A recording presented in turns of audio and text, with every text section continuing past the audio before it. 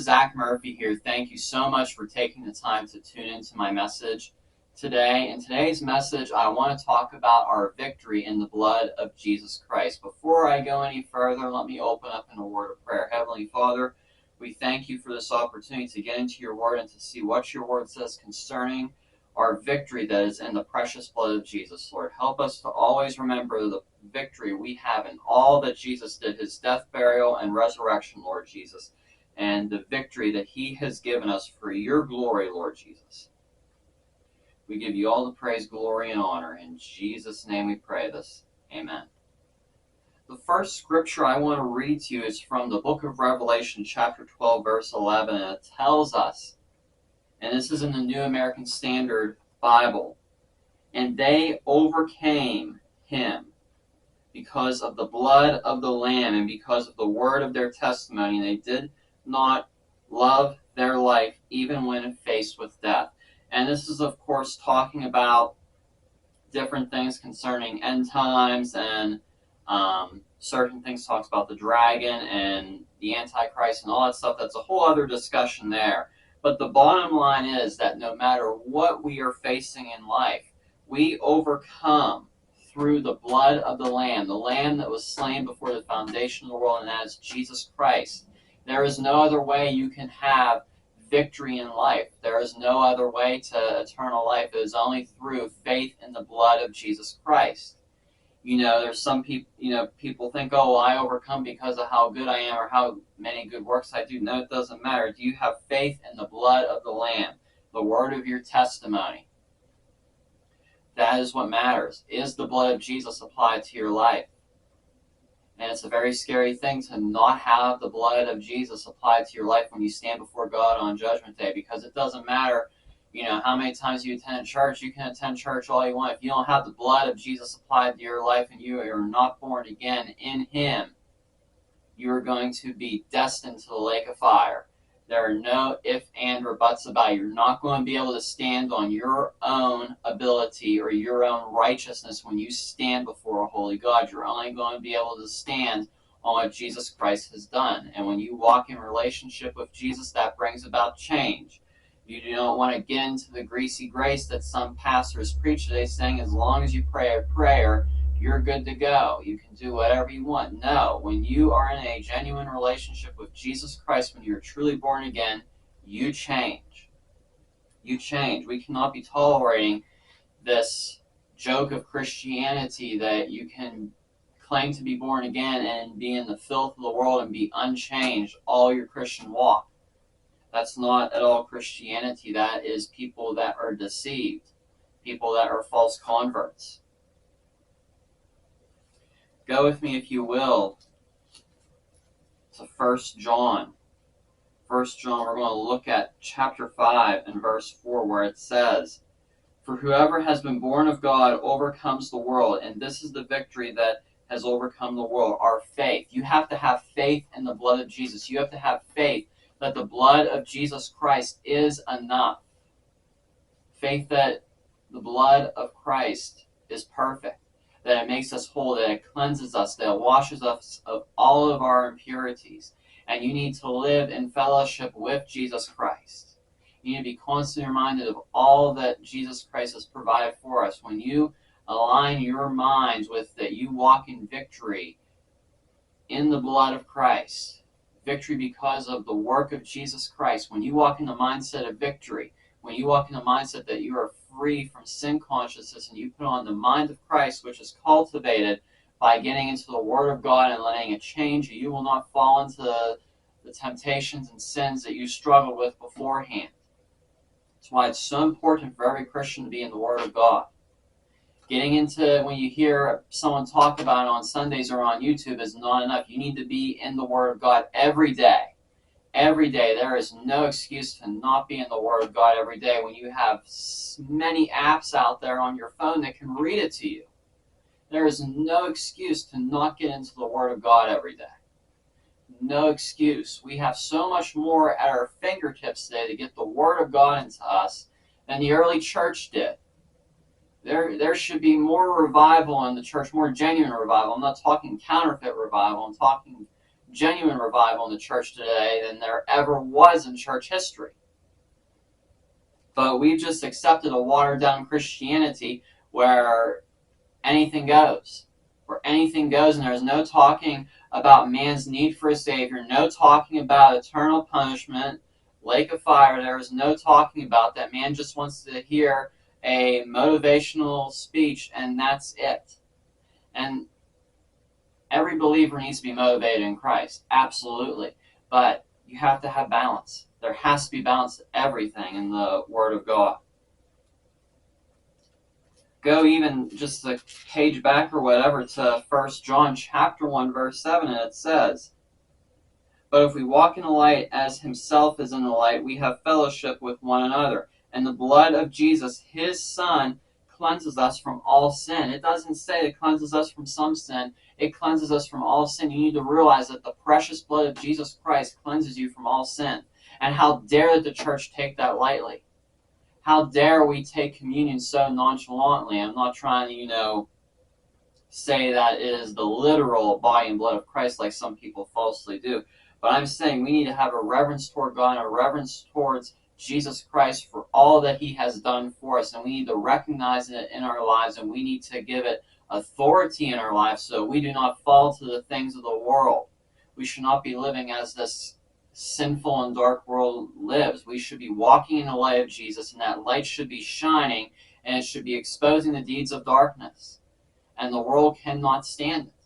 The world cannot stand when there is true light, when there is the true light of Jesus Christ. And we should honestly be drawing other people to the light. We should honestly be drawing other people to the light. We should not be surprised when people oppose the light of Jesus, because we read that people will oppose the things of God.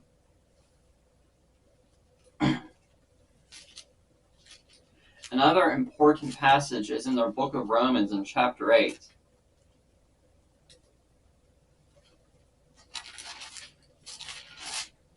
Romans chapter 8, and this is in verse 37, and it says, "But in all these things we overwhelmingly conquer through him who loved us." We need to realize that in Christ we are conquerors. We are conquerors in Christ.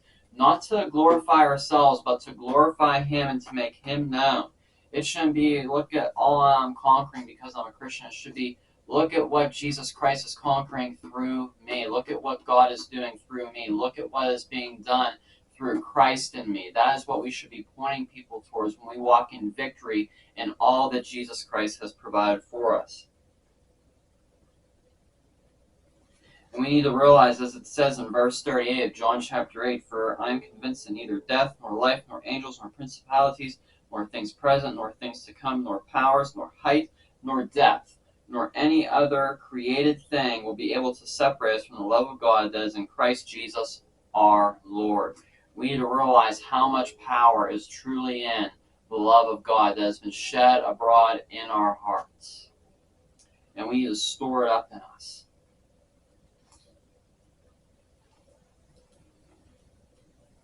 And one last scripture I want to read to sort of wrap this up here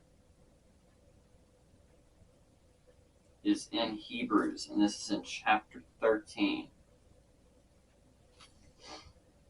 verse 12, and it says, "Therefore Jesus also suffered outside the gate, that he might sanctify the people through his own blood." Jesus Christ suffered under the very wrath of God. It prophesies in Isaiah that it pleased the Father to bruise him. So the work of Jesus Christ satisfied the wrath of the Father that was due to us. And as long as you put faith in Jesus Christ and get into a relationship with him and let him change you, you are saved from that wrath to come. You are saved from that wrath that many by the world are walking down a destructive path of heading towards eternity to face the wrath of God in the lake of fire.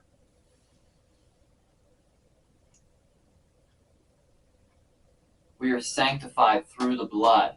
We need to realize that behavior modification is not going to sanctify you. Yes, it has its place, but if all you're doing is you're focusing on being sanctified through just continuing doing behavior modifications, and not being in true relationship with Jesus through his blood, you are missing it.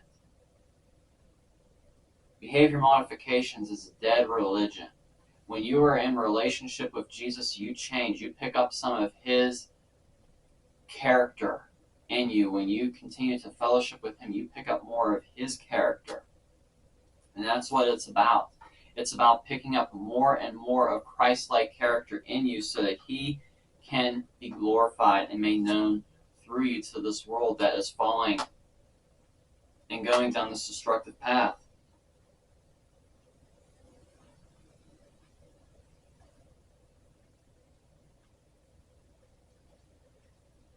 The church must stand for truth today. We must stand for truth, that the blood of Jesus Christ is enough, and we need to live a life like the blood of Christ, like Jesus Christ is enough for us. That we are not, trying to go after the things of this fallen world, that we are only going after Jesus Christ. That we are only going after Jesus Christ. We shouldn't be depending upon the things of the world to bring us joy. We should be depending upon our joy that is in the Lord. We need to realize all that we have in Christ Jesus. And that's all I have for today's message. I hope this has been an encouragement for you. Let me close in prayer. Heavenly Father, we thank you, Lord, for this word, Lord.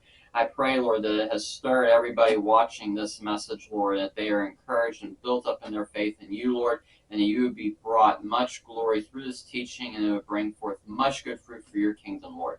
Remove the religious blinders that have been put over so many people, and allow the people watching us to walk in true freedom through true relationship in Jesus Christ, Lord, that you be glorified in their life. In the mighty name of Jesus, we pray these things. Amen. Okay, and if you would like to learn more about me and check out my other teachings as well as blog posts, you can go to my website, steadfast-ztm.com. I post on there regularly, and you can also subscribe to a newsletter. There is a page there to look at missionaries I would encourage you to donate to as well as other links to other teachers of the Word of God that I personally follow myself, and I encourage you to follow as well. And there's some other resources on there for Christian living and studying the Word of God. Additionally, I have a devotional available on the fruits of the Spirit. The print version is currently $7 and the ebook version is $2. I highly encourage you to check that out. It is a very fundamental teaching, and it's very easily laid out for you to understand and apply to your life.